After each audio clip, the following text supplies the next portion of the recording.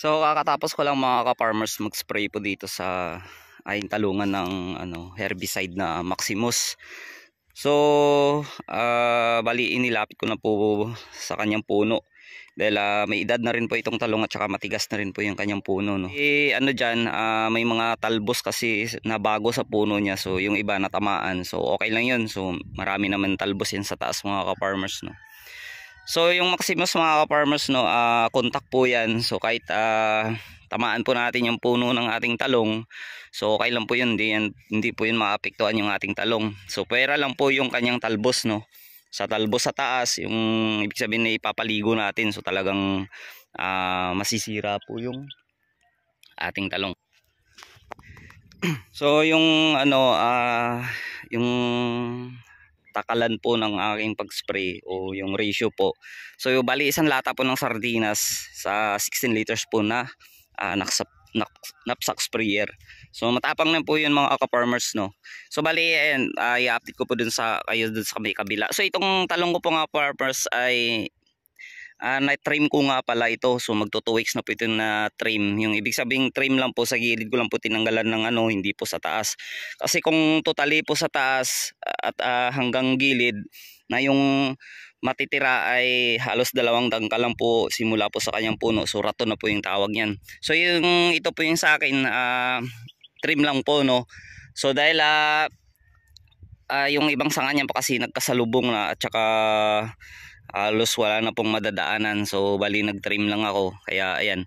So ganito na po yung itsura niya. Parang kung mapapansin natin, parang payat siya. So yung akala natin na bata pa, so ano na ito, lagpas na po ito 4 months, no. So ito naman po mga ka-farmers yung una kong inisprehan ng Maximus. So bali pangalawang araw na po ito.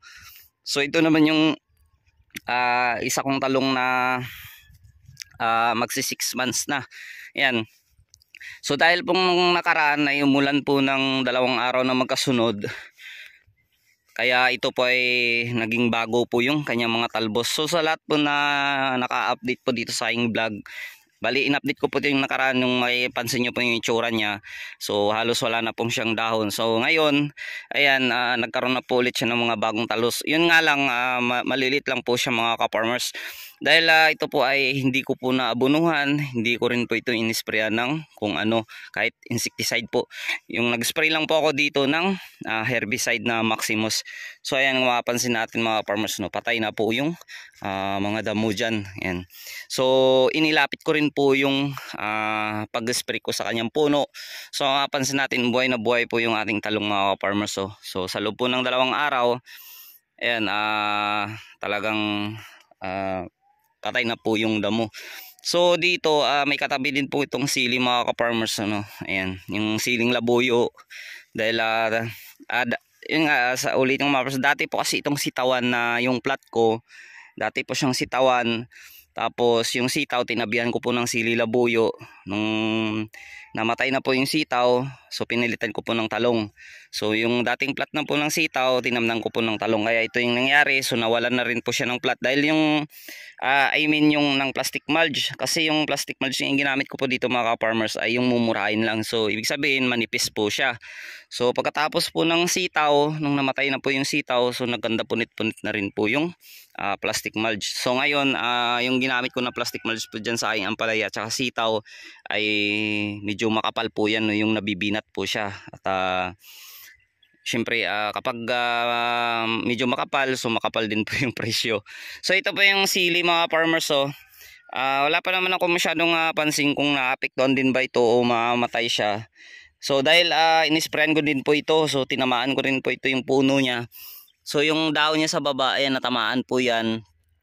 Sinadya ko pong tamaan. So titingnan ko, obserbahan ko po siya mga farmers kung mamatay nga po siya sa Maximus.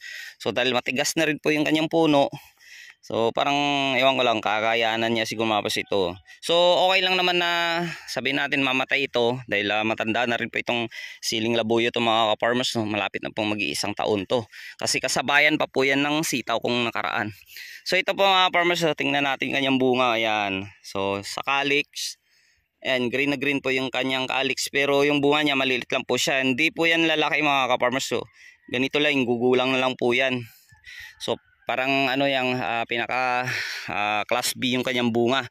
So dahil hindi ko na rin naman ito diniligan, so hindi ko muna ito inalagaan, so nag-spray lang po ako ng herbicide para po yung mga damo ay hindi po kumapal. Dahil malapit na rin po kasi yung tag-ulan, so April na po ngayon.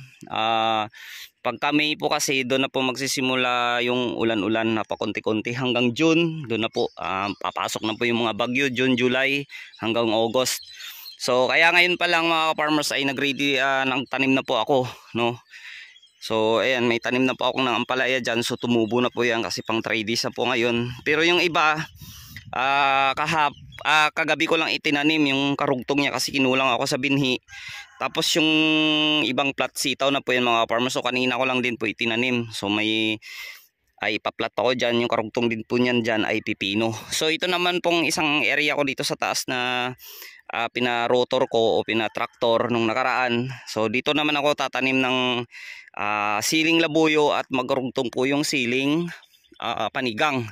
Tapos yung karugtong po niyan, so kaunti-unti lang naman kasi mga farmers yung tatanim ko, no, na sili. Yung karugtong po nito at ito po yung sa gitna ay yung talong ko po ng Calixto F1 na pinunla ko po dun na 11 na tray. So mahigit 1,000 kapuno po yung mga farmers.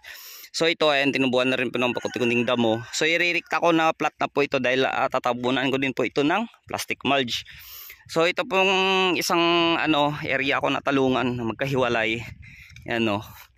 So inisprayan ko din po ito ng Maximus. So yan na po yung resulta niya mga ka-farmers. So, yan. Patay na rin po. Pero yung talong natin, no, okay pa siya. Ayan, no. So yung dati may mga bunga kasi ito na matatanda na hindi ko nakuha. So inunti-unti po kinukuha ni tatay. Dahil niluluto niya po, pinapakain po sa mga pato at saka bibi.